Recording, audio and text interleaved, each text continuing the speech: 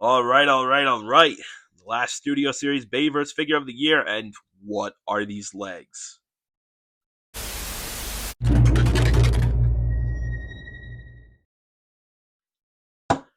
What's going on, everybody? Republic Cinema here, and in this video, we're going to be taking a look at the new Transformers Studio Series Age of Extinction Deluxe Class KSI Widow. I remember earlier this year, there was some news going on about her potentially not coming out this year, and I think you all know what that could have meant. Thankfully, we got leaked photos of her, specifically her kibble stuffed legs, but hey, at least she was coming out this year. Fast forward to sometime in August, and she finally shows up. Anyways, how is this figure, you may ask?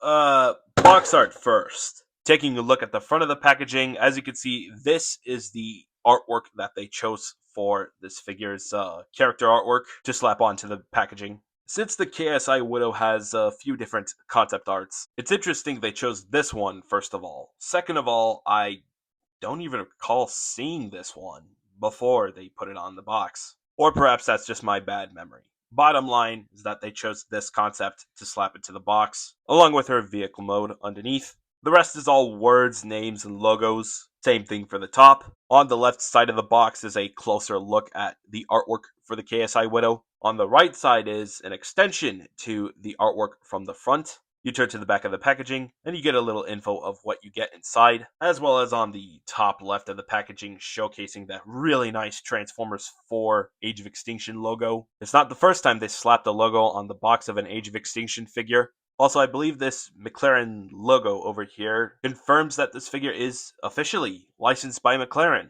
No wonder the alt mode looks nice. We'll get to more on that later. Okay, that's enough with the packaging. Now moving back to the figure. Starting off, this is the first Studio Series concept Bayverse figure that Hasbro's officially released, thus opening the door to countless Bayverse concept art figure ideas. It makes me curious to wonder if they're ever going to tackle the Bayverse characters from the comics into Studio Series form. Anyways, painting and sculpting. Pretty good. I know the details on this figure tackle a more Age of Extinction-ish type of super detailed look. After all, that was made a bit of a prominent thing with characters from Age of Extinction. But I do appreciate how they slapped in some alt mode kibble to the design, which does look different in concept art, but if I'm being honest with you, I like how it looks in figure form just a little more.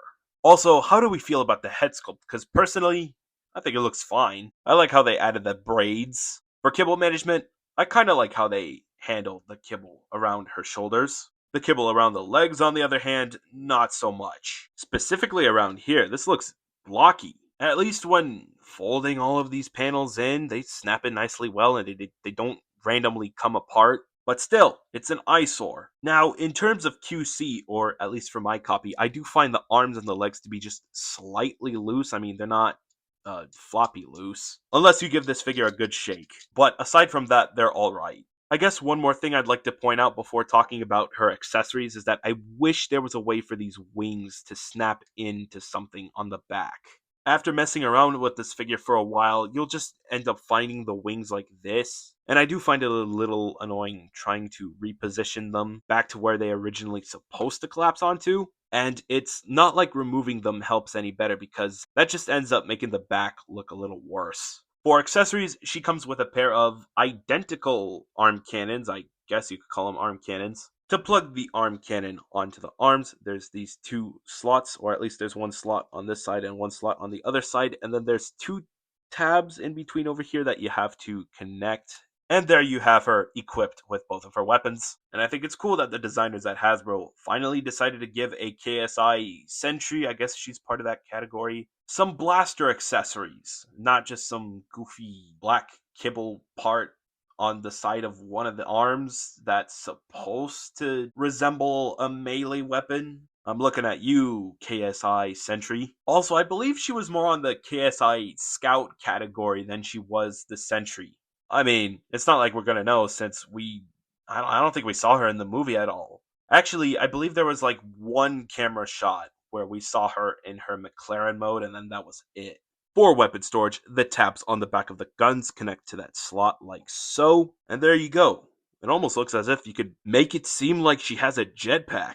Aside from the 2 blaster accessories, that's pretty much all she comes with. Now moving on to articulation, ball joint at the head, full rotation at the arm, bend at the shoulder, bicep swivel, bend at the elbow, no wrist swivel, no waist swivel, but the legs can spread, the legs can move forward and backwards, thigh swivel, bend at the knee pad moves out, and lastly the front of the foot can move up and down. And unfortunately, that's the gist of the articulation. Yes, there's a lot missing for a modern day deluxe. But anyways, with the articulation out of the way, we can move on to size comparison. The KSI Sentry, Stinger, Lockdown, the Shadow Raider, the KSI Boss, Galvatron, Grimlock. Yes, this is the normal Studio Series Grimlock. Just imagine how KSI Widow looks next to the Titan class Grimlock whenever that figure comes out. Optimus Prime, Mainline Evasion Mode Prime, cannot wait for that Studio Series version to come out in the future. Hound, Ratchet, Leadfoot, Crosshairs, Drift, the Studio Series reissue of the High Octane Bumblebee, a High Octane repainted knockoff of the Studio Series Dark of the Moon Bumblebee, Q, Hatchet. Here she is next to the rest of the Studio Series Bayverse figures that came out this year. Here she is next to a handful of figures that I own of characters that did appear in Age of Extinction. As you can see, I did throw in some mainline Age of Extinction figures that aren't Studio Series, obviously, and some Studio Series Dark of the Moon themed deluxes that I await the Age of Extinction themes for those figures. Come on, Hasbro. Make a Studio Series 2-pack of a battle-damaged Ratchet and Leadfoot. Obviously, make sure that it's Age of Extinction themed. And then one more thing. Here she is next to the official Transformers Age of Extinction Studio Series figures. Yeah, as you can see, there's quite a lot missing. But what I can confirm is that we are getting a Studio Series Age of Extinction themed Bumblebee in the future. We don't know if it's a High Octane Bumblebee or the newer Camaro Bumblebee. It's also confirmed that we're going to get a Studio Series Voyager class Evasion Mode Prime. And of course, we're getting all 4 of the Age of Extinction Dinobots in Titan class form, starting with Grimlock. On a side note, I do find it a little disappointing that they didn't complete the Age of Extinction Dinobot team in Leader class mode. While it's awesome that they're making the Dinobots into the Titan class scale, which I believe is supposed to be accurate, it doesn't change the fact that the Leader class version of the Studio Series Age of Extinction Grimlock will be left a little lonely. But of course, since they are bringing the Age of Extinction Dinobot team to the Titan class scale, I see that as something that is most likely not going to happen. Be sure to leave a comment down below how you feel about that.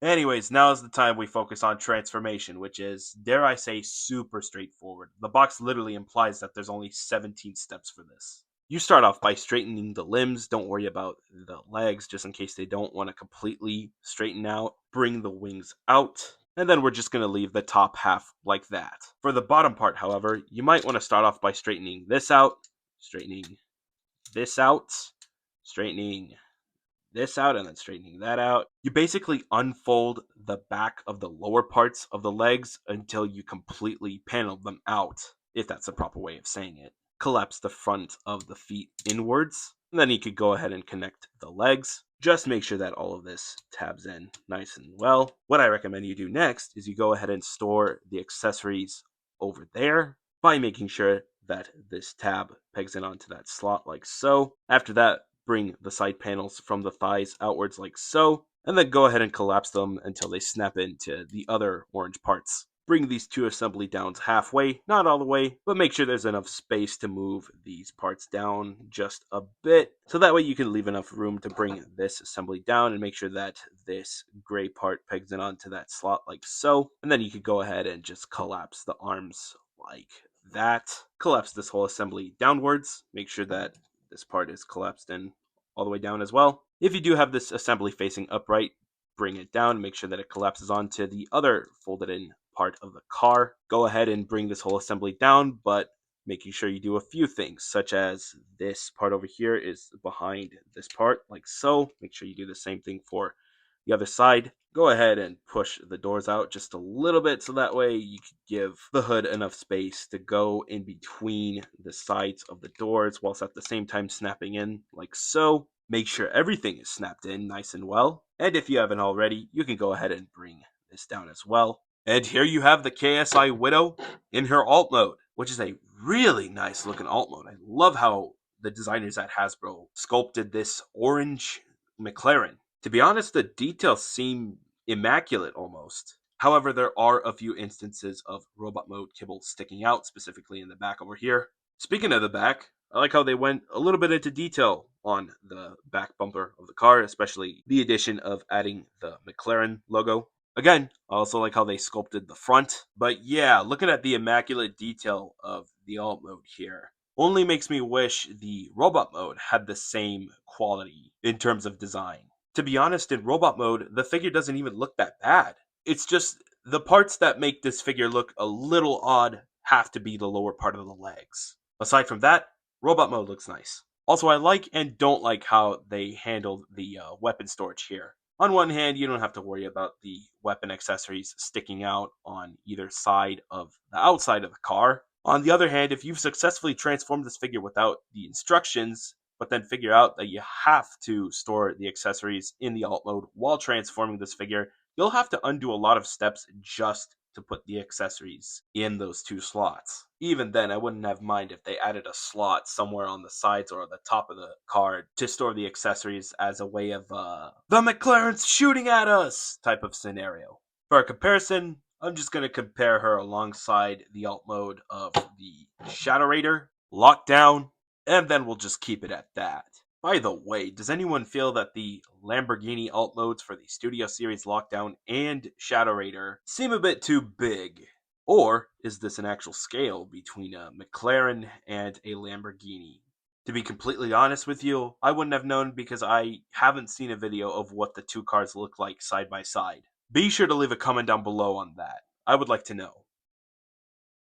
And I think that's pretty much it. I think that's all I had to say for the Transformers Studio Series Deluxe Class Age of Extinction concept art KSI Widow. Overall, she's alright. Aside from the chunky lower legs, she is an okay figure. Again, if you're a big fan of Bayverse figures, I recommend you try this one out. If you're looking to pick her up, she's available over at Amazon, and so far I have not seen her at retail stores, but if you have, be sure to let me know. One more thing I'd like to say, there are other concept art KSI figures, such as specific KSI Scouts, that I think would be pretty cool to see in the Studio Series, perhaps sometime in the future. Be sure to let me know what you guys think of this figure down in the comments. And if you like what you saw in this video, be sure to slam that like button. Share this with your friends as well. Turn on post notifications so that way you don't miss another upload. Let me know how I did in this review video, and most importantly, be sure to hit that big red subscribe button. And that's pretty much it. Thank you very much for watching. Tayo!